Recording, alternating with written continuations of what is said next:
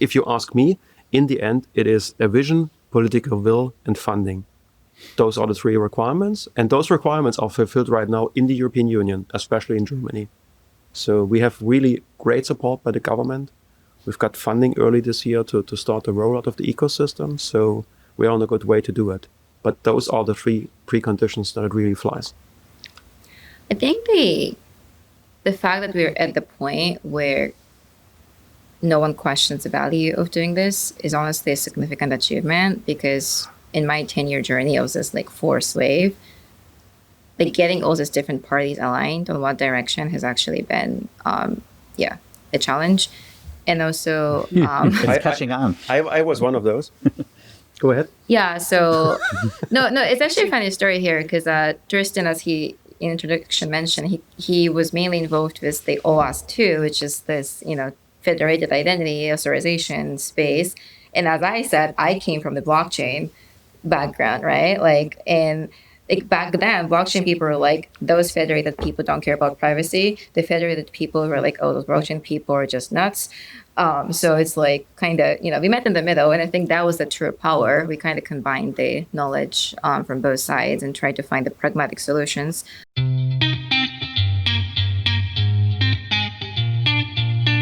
This is Identity at the Center. If it has anything to do with IAM, this is the go-to podcast. Now your hosts, Jim McDonald and Jeff Steadman.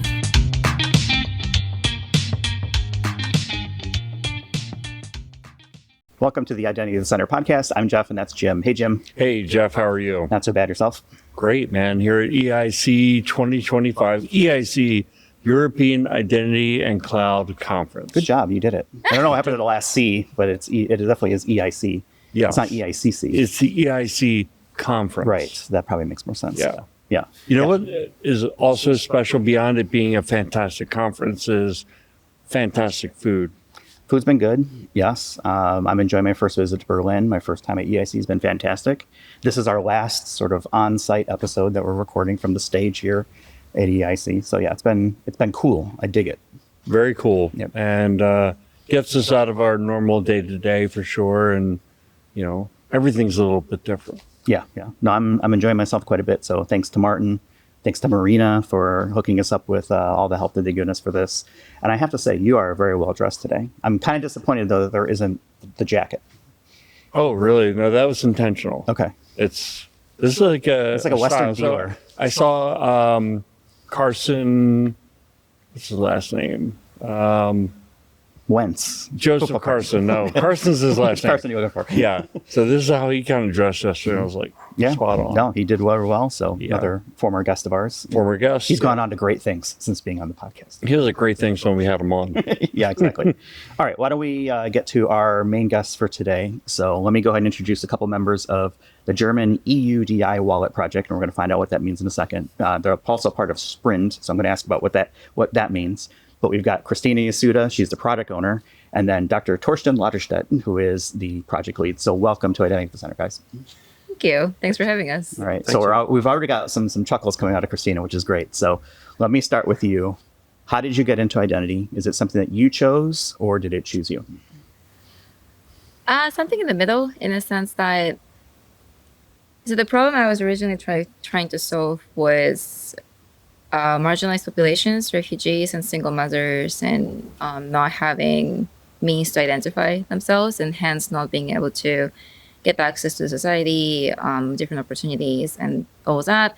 And that's how those people are kind of forgotten on purpose by the government. So that's how I got introduced to what back then was known as self-sovereign identity, OZE, distributed ledger technologies, and all that. Back in 2016, I think. So we did a few pilot projects. I was running my own NGO back then, but I pretty quickly realized that it was probably not the best fit for what I was looking for. And the solutions we had back then were not very scalable and did not really meet the, I think, privacy and security requirements we had. But the concept just hooked me. And I went deeper. Instead of being like, doesn't work, let's go somewhere else. I was like, I just keep digging deeper. If technology is not there, but I believe in the use case, let's make it real. And that's how I started digging into technical standards. And actually, so yeah, I did that work for a while. And now I'm like super happy to be in a position where we're actually building a product that we hope to deliver to maximum 80 million Germans, hopefully, and even more beyond that, because Europe has 440 million people, right? And yeah, that excites me a lot because we've been working on it for almost 10 years now. So finally having a product that's so close, because this idea of kind of users being able to prove who they are to the services, not through the big identity providers, so not through Microsoft or Google, but directly. I feel like many of people in IAM like wanted to do it, so it's not even the first wave. And finally, I think the technologies and APIs and all that are more or less kind of aligned with the funding and the public interest. So I feel we have an opportunity that I really want to ride on. So there's a lot I want to unpack there. Yeah, but let me get to Dr. Torsten here. Tell us about your identity background. Yeah, first of all, you can call me Torsten. Okay.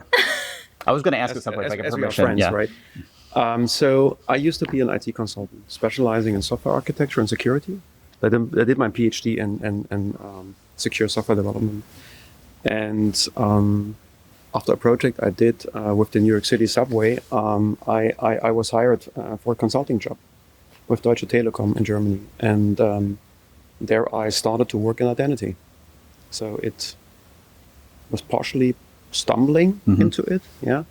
So I started I was responsible for the consumer identity management for the German market. So, and over time I really fell in love with the topic. So, I mean, this is really a niche topic in the end, but it's really fascinating. And after a couple of years, I started also with standardization. So we had invented our own stuff, and then I got in touch with the international community, visited my first internet identity workshop, and got sucked into the OAuth 2.0 standardization. So did the security threat model, and so it went on and on and on. Now I got the pleasure to work with Christina in different capacities. So first of all, we started a while back in 2020 to work on OpenID for verifiable credentials. And yeah, now we are working together in a project, right? Building cool projects, building cool stuff. And that's always what counts for me, right? Building stuff. And it was mostly consumer identity that I have done, never enterprise or internal stuff. Building services and products that really work with real users, that solve real problems, that scale, right, to a high number of users. And with the wallet, we have a completely new quality, right? Federated systems work for web SSO, and now with the wallet, we can do amazing things in proximity, right? With the same technology, we can log into a website, we can pay in a point of sales. And this is really amazing. The number of use cases and what we can do for the society is quite amazing. So, and having the opportunity to build that for the German market is, or society, better said, is really amazing. It's a project with significant impact, and sometimes it takes a while to see that impact. I would imagine you guys have been toiling over this for a while. So maybe give us a little bit of background of the EUDI wallet project itself. And I assume it means EU as in European Union, and DI as in digital identity. Yes. So, okay, good. I got that right. Tell us a little bit how the project started. And I'm really curious about your side of this, Christina, as well, because you actually transplanted from Seattle to Berlin, I think, for this. Maybe we'll start with you, and then Torsten, we can go after that. So I moved to Berlin because of this person. So it's your fault. left low-paying big tech job. I think it's a no, but I'm really happy. I'm happy that I did it. But back to your question. Interesting, right? In EU, I think it ties back to the regulation, EIDAS 2. So EIDAS 1 passed in 2014, which says, make sure every citizen has a plastic card, and you can do this legally binding signatures. For American audience, it's like a DocuSign, legally binding DocuSign. And for EIDAS 2, 10 years later, 2024, European Commission said, digitize that so you can get the government-issued identity into your digital wallet. But not just that, try digitize anything you can. So driving licenses, e-prescriptions, like digitize any part of what's paper now. So that scope just became massive, right, already. And then they said, because it inherits EI-1, make sure you can do signatures in the wallet too. And because there's digital euro work coming up, they said, make sure there's some payment related, payment authorization feature also in the wallet. So it's like this massive project. And so European Commission has this regulation, but the way European Union works, every single member state is responsible for implementing it. So now every single country, including Germany, before the end of 2026, needs to have this wallet in production. And when we say wallet, we actually don't mean just this application that in the user's hands, because that application needs to have this digital data issued to it, and it needs to be able to present the data to the service providers. And to trust all this, you need to have this trust fabric and the orchestrators to make sure everything works, right? So that's the scope we're looking at. And that's when German government, maybe Torsten can follow up here, the German government kind of assigned SPRIN-D, the company we work for, the Federal Agency for Breakthrough Innovation. Which is a very cool I love name. it, right? Yeah, It great. sounds so You should be cool. leading with that, by the way. It's actually... it was originally the SPRIN-D agency itself was founded as DARPA of Germany, but without defense. So its main job is actually venture capital of the German government, which I also find really cool. But yeah, that's how. Yeah, I was working in Microsoft. Microsoft had a product in that area, but I said the hot potato, the hot things happening in Europe right now. I want to be in the middle of it, and also. Another, I think, part of the story is this technical standards. So because you have this 3 distinct players, entities issuing data into the wallet and wallet presenting it to service providers to interoperate, you need to make sure the protocols you send this data through and how you trust each other, that has to be standardized. And luckily, when the regulation got passed, it became very clear that some of the standards that we've been working together will be the underpinning layer of all this. So yeah, I really wanted to contribute the expertise and keep building on that, getting implementation. So yeah, passion-based. Yeah, impact. Impact is the key word here. So first of all, the German government decided to pursue a pretty new and unique way. They started the project with the Federal Agency for Breakthrough Innovation, and we built a team. Basically, we built a team with experts, international experts.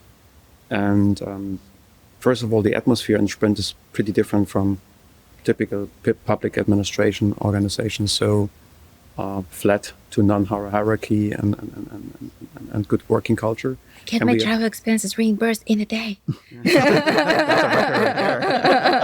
No, it's. I mean, I have worked in startups, and it's more like a startup than a federal agency.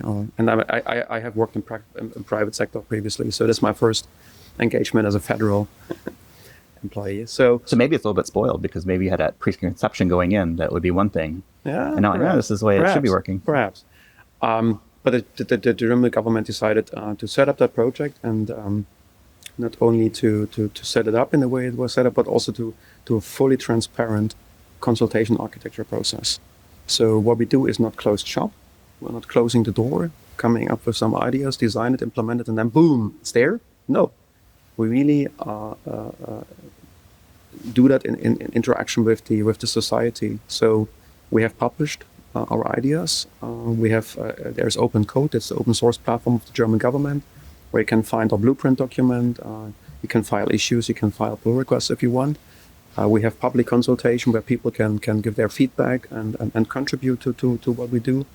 And that worked out amazing. So we have been talking to civil society, science, private sector, and so on, and they all were able to contribute their perspective to this, because our final goal is that the EUID wallet ecosystem is something that is really appreciated and embraced by the German society. And I would like to mention that, especially in Germany, digitization is a really, really hard thing, right?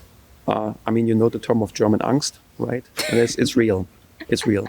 So people mostly focusing on issues and challenges and less on opportunities. And so we try to balance that, right? To really highlight the opportunities that we have for our society, because our degree of digitization is really low in comparison to all the other European member states, for example. So for us, it's an opportunity to really,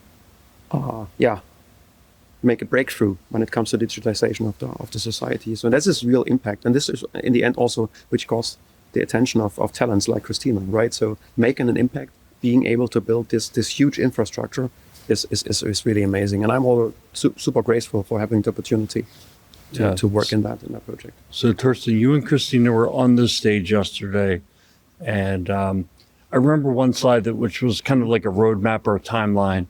It looked very aggressive to me. Mm-hmm. I guess my question is, are there any things out there in the wild in production today?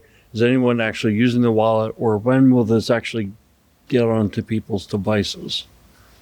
Yeah.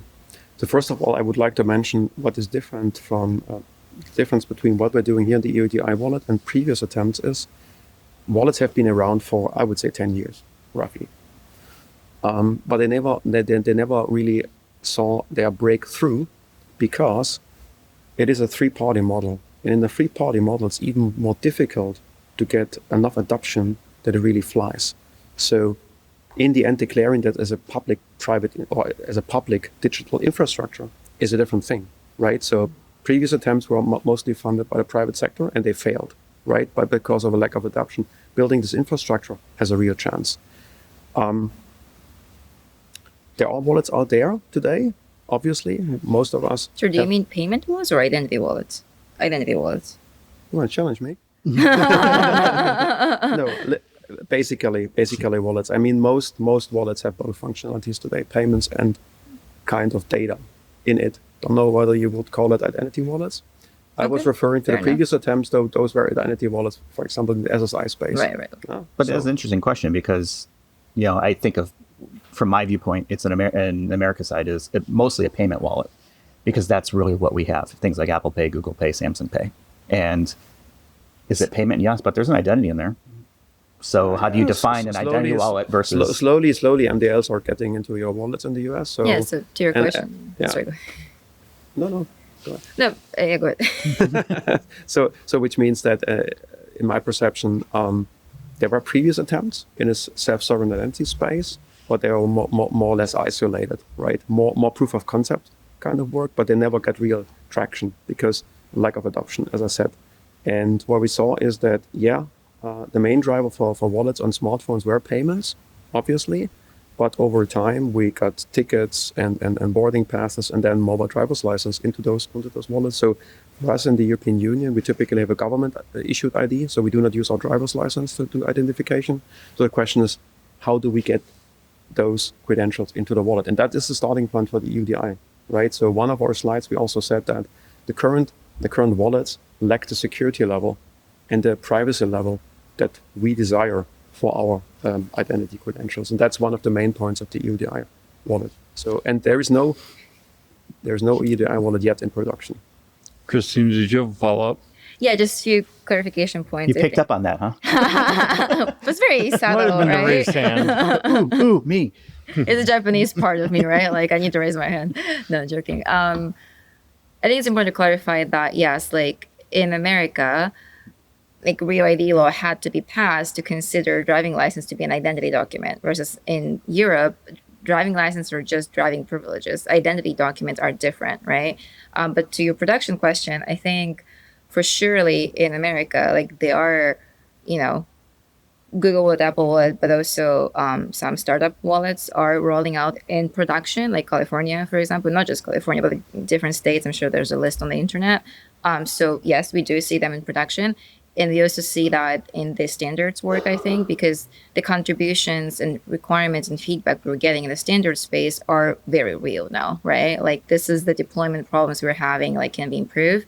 And within the EU context, I think there are countries that are having like the closed beta, like with real users already. So like each member states are trying. As I said, we have the deadline. And not like large scale production that anyone can download, but like, there are steps that are being taken for sure. That's very cool. So after you guys got off stage yesterday, did people stick around to ask you questions, or have you gotten questions from people who were in the audience? And what kind of, anything very insightful? I think people get very excited that I mentioned tenders. Yeah, we have heavy standards. But it's true, as I said, right? We need to build an ecosystem. So we need help from everyone. And as we've been saying, the value of the wallet increases with the amount of data that goes in and the places where you can use it. So we really need this like larger excitement from the industry, basically. And it's interesting because Google Wallet made an announcement that they're deploying all those protocols, and they mentioned huge relying parties like Amazon, CVS, and whatnot. And like it's interesting because we want those big relying parties in Europe to take this wallet seriously too, right? So I think that's kind of at least the questions I hear a lot is like, how did we get there? How did we, yeah. Yeah, and there's another question that we also wanted to address yesterday, and this is about digital sovereignty, especially from the member states perspective. And most people, or a lot of people, interpret the EUDI wallet as an alternative to the wallet of the platform providers. That's not the way we see it, right? The way we see it is the EUDI wallet is a concept, right? It's basically a regulatory framework and a standard feature set that you can expect the wallet to provide. So we are super happy to cooperate with the big platform vendors like Google. They just need to play to our rules. It's very important because we have special security requirements. Otherwise, we can't put our EID into such a wallet, right? So because we, in the end, are liable that it really works in a secure fashion and a privacy-preserving fashion. And I had over dinner, I had a conversation about the non-discriminatory access to all the thing, right? Because since we are building a government-provided wallet, the question is whether those private wallets even have a chance.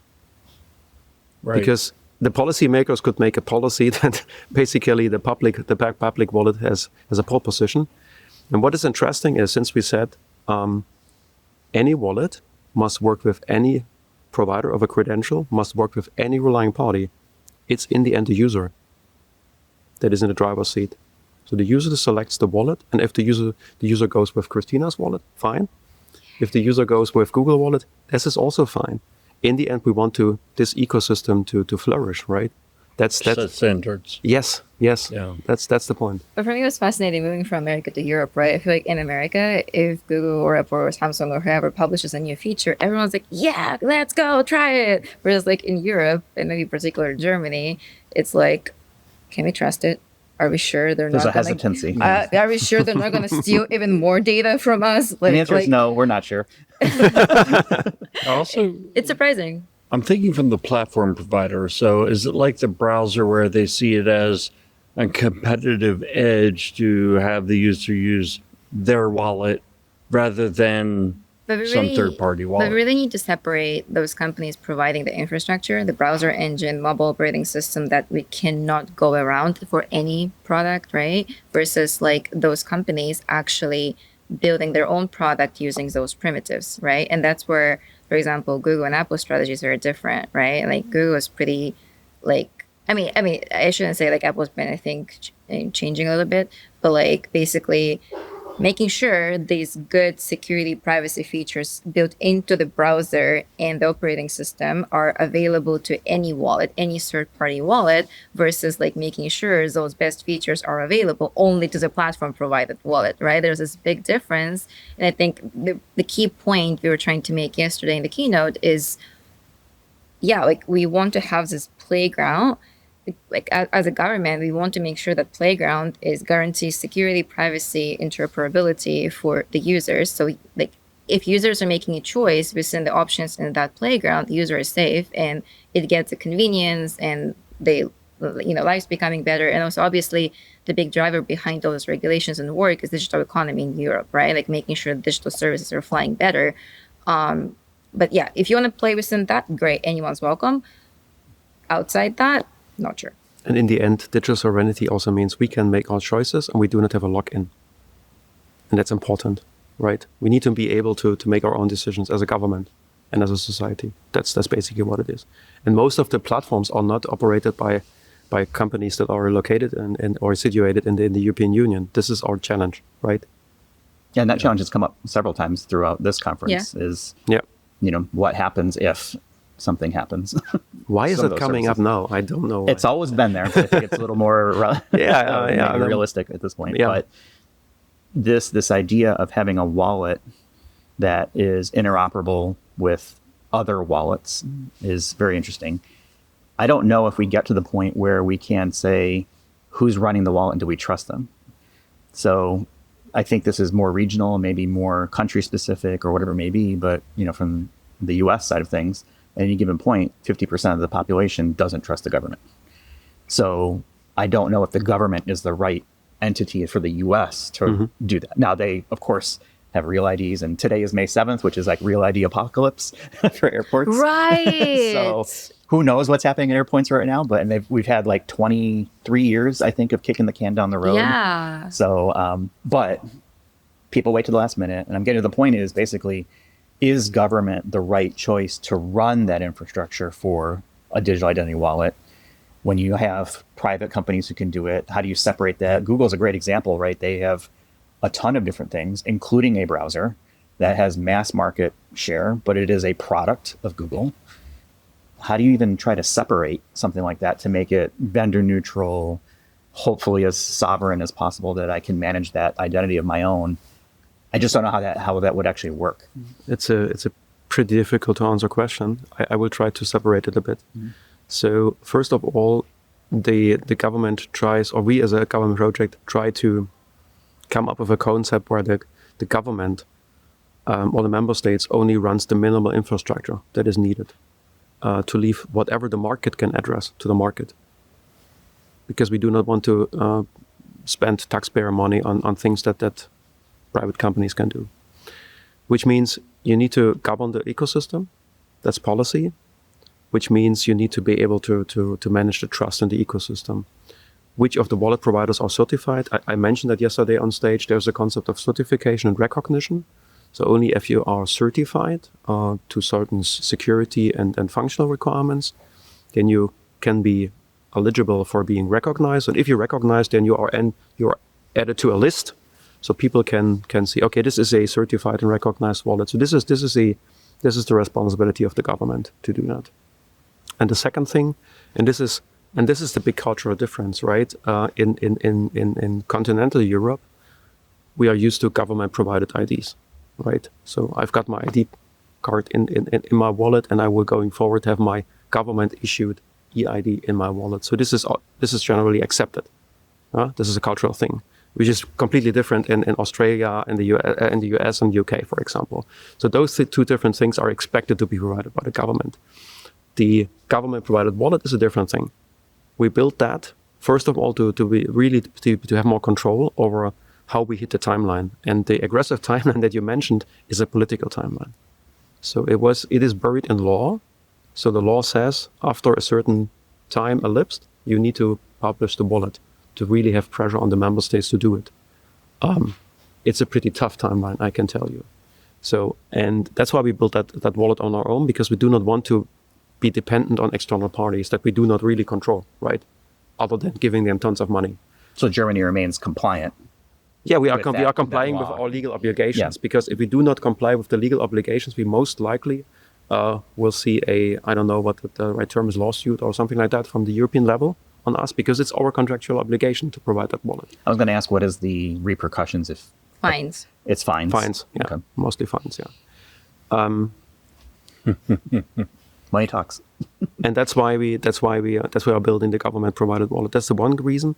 And the other reason is to really have something that we can rely on, so we do not, on the long run, depend on other providers, because the wallet is the center of the infrastructure. If you don't have a wallet, I mean, the rest is just useless. I think there are two extremes possible within the same framework, right? Like one extreme is government issuing the digital version of government ID into the government provided wallet and users using it, I don't know, when doing certificate of residency, right? Like all government. Versus like within the same framework, within the same EUDI wallet, it's also completely possible that a pharmacy is issuing an e-prescription into a private company provided wallet. Again, doesn't have to be a big platform, could be a Deutsche Telekom, I don't know. And that being presented to another hospital in the Netherlands, for example, another kind of private company. Like within the same framework, both are completely possible. And it's like our job to enable both, right? And I think that's true power here. And the tools, I'm not going to repeat what Torsten said, is certify, making sure everyone's complying with this playground, right? Basically making sure that playground, and within that, it's user choice. And if you trust the government, goes this way. If you don't trust, goes this way. What do you think is holding back more widespread adoption in general? Because I think it's hard to argue against this idea. I feel like it makes so much common sense. And maybe that's just me. And maybe this is just, I'm an identity and I get it. I know why it's needed. But what do you think is holding back players in this space and probably countries or cultures or whatever that aren't keeping up? Because EU is definitely further ahead of this than, I would say, like North America. So what does it take to get other countries, other regions to get onto this thing? Because I don't think it's a matter of if, it's more of a matter of when. But until everyone's doing it, you have to like support so many different ways to do this. What is it that's going to be like, let's do it? Is it just, hey, the law is now and EU does this and everybody in the EU is doing this because they want to avoid a fine, and so that's sort of like the tipping point? Or is it something else? Me? I have opinions too, but yes. Christina's going to raise her hand if she wants to. We are both very opinionated. Well, that's great, because this is an opinion podcast. Early attempts to build wallet-based solutions all failed because basically a three-party system is so complex, right? You need data. First of all, the people need to install the app. Users need to get the data into the wallet, and then you need a relying party that accepts the data. This is much more complex than any federated identity system, right? In any identity system, your user base is your capital. Right? So in the wallet-based system, it's even more complex because you need the wallet installed base and you need the credentials. And so that's why private initiatives all failed. And that's why I think we needed to learn and accept this is a public infrastructure. It needs to be built like railways were built and streets were built and so on. And at least in Europe, mostly with tax money, right? So this is the infrastructure that needs to be built by the state. So that can private sector companies can build products on top of it. And not just built, but it has to be supported too, right? I mean, exactly. Yeah, it has to be built. It has to be supported. So if you ask me, in the end, it is a vision, political will, and funding. Those are the three requirements. And those requirements are fulfilled right now in the European Union, especially in Germany. So we have really great support by the government. We've got funding early this year to start the rollout of the ecosystem. So we're on a good way to do it. But those are the three preconditions that it really flies.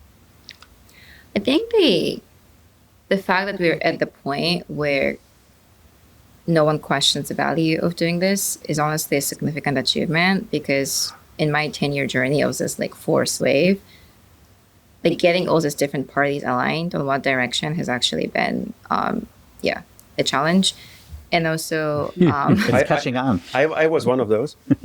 Go ahead. Yeah. So, no, it's actually a funny story here because Torsten, as he in introduction mentioned, he was mainly involved with the OAuth2, which is this, federated identity authorization space. And as I said, I came from the blockchain background, right? Back then, blockchain people were like, those federated people don't care about privacy. The federated people were like, oh, those blockchain people are just nuts. So it's like kind of, we met in the middle, and I think that was the true power. We kind of combined the knowledge from both sides and tried to find the pragmatic solutions. But that's not what I wanted to say. I wanted to say that this kind of technical specifications being settled finally is also what's pushing this, because my last year's keynote, I talked about, can we please stop fighting? Because before that, it was like, at different layers of protocol, credential formats, trust framework, identifiers, key resolutions, people are just like pulling in different directions. Use blockchain, not use blockchain, like keep doing what you're doing, not doing. And I think finally we're seeing a real convergence around one stack. And within that same stack, all the standards are going towards maturity. Because even now, if you build it, you have to align on like which version are you using and all that. So there is still like political will, money given. There's still some left uncertainty. And I think that's kind of potentially one last milestone like, I don't know if milestone is the right English term, but like one last kind of push, right? And once we have that all stable, at that point, really, it's built to meet the deadlines, right? And I think we'll see that across the globe. Like, for example, Japan is definitely looking at what's happening in EU and the US. So, and mutually between US and EU too, right? And within Southeast Asia and Africa, MOSIP is doing an interesting work, but I think they have a slightly different requirements because smartphones are just not as good as in the global north, so to say. So the movement is there, and I think the components are there, and I would expect to see a huge push starting end this year to like end of 2026, and yeah, we'll see. You used the magic word that I wanted to talk about, which was requirements. Oh, okay. So I'm wondering, like, were the requirements all set up front, or do you have stakeholders? Who are those stakeholders? Are they helping to refine the requirements? And then you brought up another topic. So that's question number one. I do this very often. I do Great. 3-part questions and expect you to remember Has to them be all. 3. Okay. No, it will be 2. So the requirements, and then, well, why don't we just stick to that for now? Let's talk about EU. So EU is a multi-step process, right? So we have a regulation, which is really high-level, non-technical requirements, right? Like, for example, users have to be able to do these features using the wallets. So that's where I started, right? There's like everything has to be digital, also signatures, also payment authorization, and pseudonyms, for example, and all that, right? And then that needs to be one more level more broken down into technical implementations, and that's implementing acts, technical implementing acts. And that too, you know, to actually achieve interoperability among 27 member states, there's an architecture reference framework. So it's kind of like 3-step process is in terms of like process and who are involved. At different levels, different people, but overall, yeah, European Commission. And before that, because it's a law, it's elected representatives of European citizens. And then each member state also gets to involved in different level. And also Commission has been open where everything happens on GitHub. So if you're like an industry body or standards body, or you represent a specific interest group, you can contribute and communicate. And, you know, it's arguably a transparent process. Not always. Obviously, everything goes as smoothly. There are timelines and number of people involved is massive. But yeah, I think there is a serious attempt to collect requirements and needs from as many stakeholders as possible and try to meet in the middle. Yeah, what I was wondering, Torsten, I would like to add, if I may. Sure. So on the level of the member state, Germany, we have another set of requirements. Yeah. So yes. What Christina explained is basically the regulation. It's the law. Yeah. Right. The law already has a pretty detailed product description. But what we did in the consultation process, we also talked in detail with the different stakeholders about what are their needs, what are the opportunities, and that's why we used to develop our own roadmap. So we on our own develop a roadmap and how we in the end prioritize features and how we're going to roll them out. So we also do, as part of this consultation process, gather our requirements.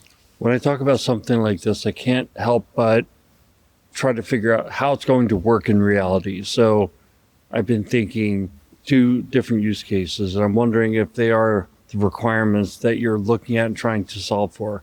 One is there's got to be some kind of transition period, right? Not everybody has a smartphone, and there are some people who may not even have a EU credential but are here. For example, me, I have a US passport, which leads into the second use case, which is global, beyond the EU. Is the set of requirements that you should be able to support kind of anything beyond what is needed in the EU. So in other words, travel globally, either incoming or outgoing. Yeah, those are very important questions. So on the first part, the European Digital Identity Wallet is first of all supposed to be a additional component. You're not going to get it. So you can get one. No, I'm joking. So it is basic. I mean, first of all, we need to get it started, right? We need to build the ecosystem. We need to get started. So we cannot expect anyone at in the beginning to have that wallet, and we cannot expect any relying party to support it. So that means we will have a parallel structure. We will keep our existing processes, even paperwork-based processes, and start with the more digitized versions using the wallet. So that's the answer to the first question. So we will have a very long, very, very long transition period. And even in the EUDI law, in EIDAS, it is stated that if people do not want to use the EUDI wallet, they are not forced to. So it's not mandatory from the user's perspective. On the second point, I would admit that right now we are looking onto Europe, under the European Union, to be more precisely, which excludes Switzerland, for example, and then in the European... And the UK. The UK, yeah. However, and that it's basically due to the fact we first need to do our own homework, right? We need to build the ecosystem. We need to get it interoperable in Germany, across the European Union. But we are already looking into point-to-point interoperability with Switzerland, for example, right? For example, today we had a panel where a representative of the Swiss EID project was present. So we're looking into that as well. And I think the fact, at least on a technical level, that we more or less have settled around the same set of standards makes it easier. The hard part is to get the legal interoperability done, so mutual recognition and so on. And this is going to be a hard task. I personally expect it will happen in domains. So the mobile driver's license most likely will be the first domain because, I mean, you rent cars around the globe. So most likely that will be one of the use cases that we will enable globally, and we will see what other domains might be. I mean, the COVID vaccination certificate, right, back then was an example of a domain-specific credential that worked on a global basis. And I think this is something we should run. Yeah. But those are conferences like this that really help, right? Because like before it happens at that level, like people leading their own things in different countries in this kind of conferences meeting and being like, yo, what's up?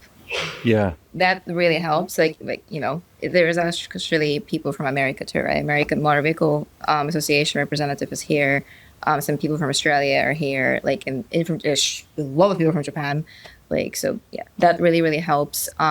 And to maybe illustrate a little bit, for example, as Torsten said, I don't think there's a big disagreement among the key countries, like on these pillars. And the difference are, for example, when a service, like when Amazon is sending a request to a wallet, like in the EU, where it's a requirement at this point, we're saying in the EU, we have to make sure Amazon is registered in the EU. We have to make sure there's this registration that request is signed and the wallet has to validate it, right? Whereas in America, there's no such requirement. They're saying it's a discrimination, like even if request is not signed, even if we're not sure it's actually Amazon, still let it go, right? So it's like differences like that. But at that point, it's sovereignty, arguably. So we're not going to try align on that globally. So it's like different levels, like what we need to align globally to make it work versus regional differences will remain for good reasons, probably. You know, you brought up the digital driver's license, and I feel that's an area where in the United States a lot of progress is being made.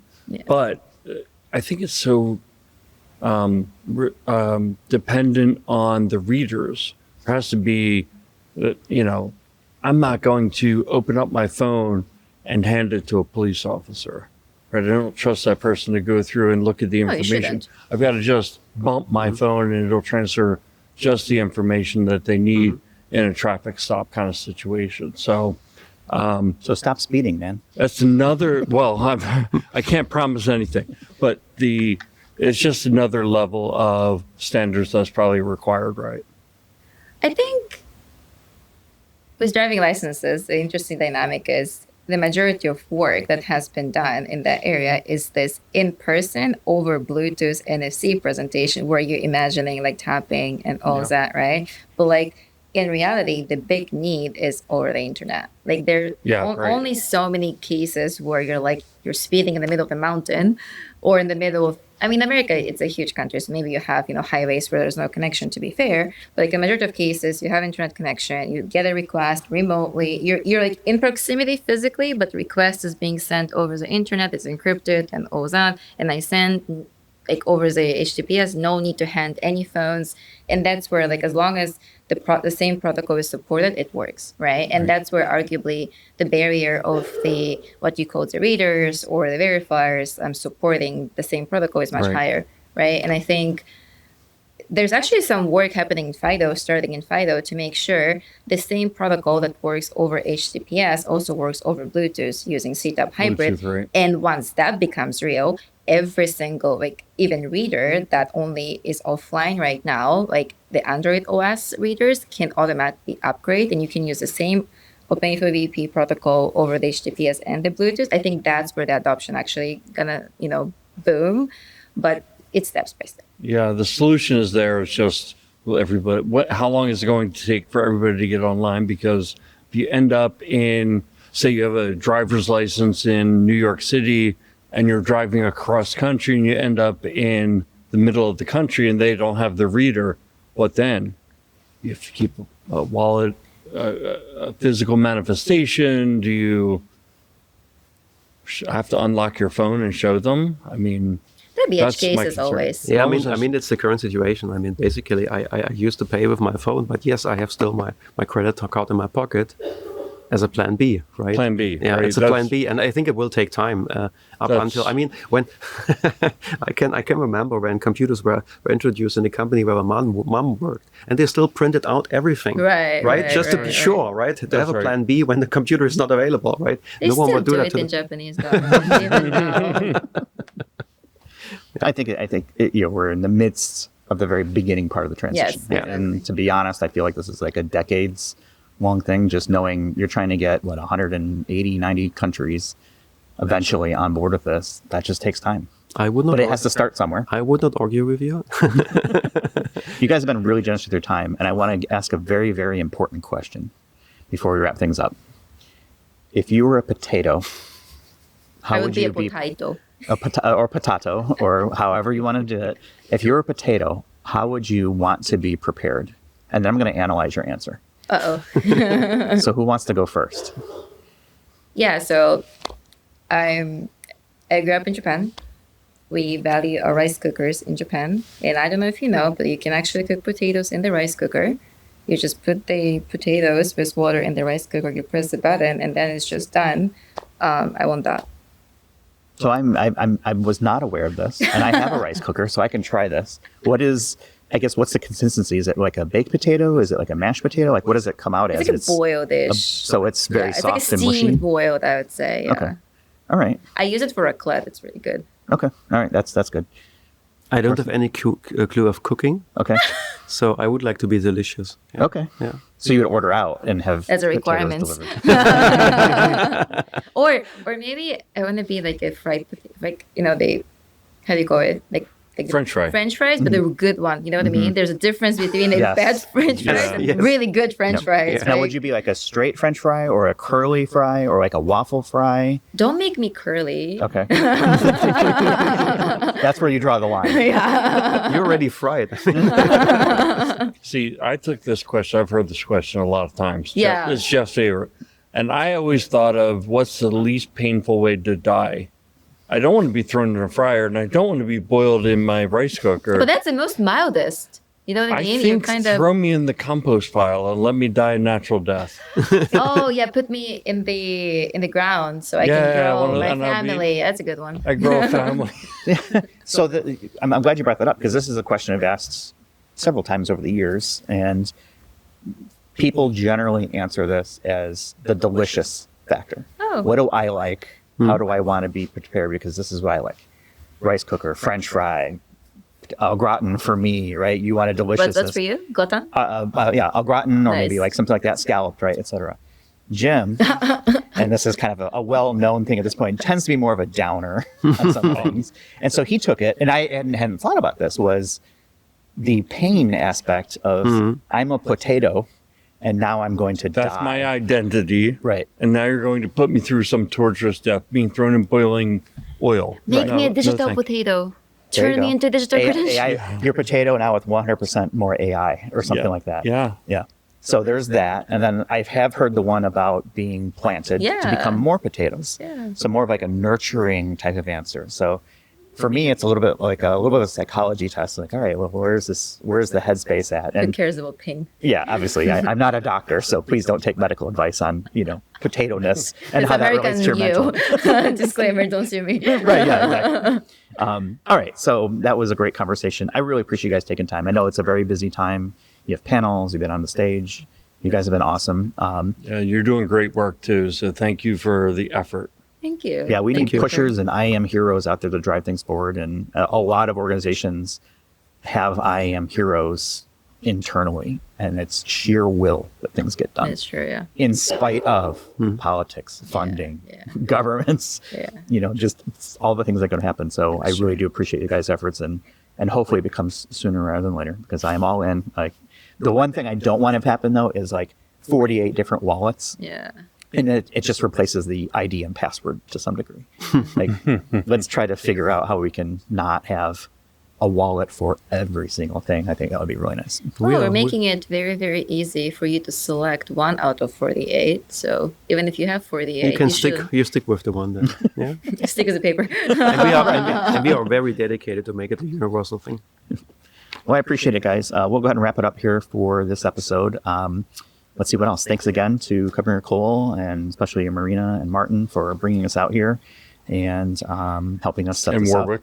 And Warwick for the shout out on the stage. That was awesome. That was cool. That was unexpected. So I didn't know that was happening, right? I was like, oh, that's pretty cool. And then when he said it, I was like, oh, that's neat. And then when people started clapping, that was even neater, because that could have very quickly turned into nobody knows. No clapping, or even worse, boo. So definitely appreciate the support that we've gotten on here, and I hope we'll be able to come back again next year. So you can find us on the web, idacpodcast.com. Everywhere you get podcasts, like, share, spread the gospel of IAM and the work that these guys are doing, and let's get it done. So with that, thanks everyone for watching and or listening, and we'll talk with y'all in the next one. You've been listening to Identity at the Center. We hope you've enjoyed the show. Make sure to like, rate, and review, and we'll be back soon. But in the meantime, hit the website at identityatthecenter.com. See you next time on Identity at the Center.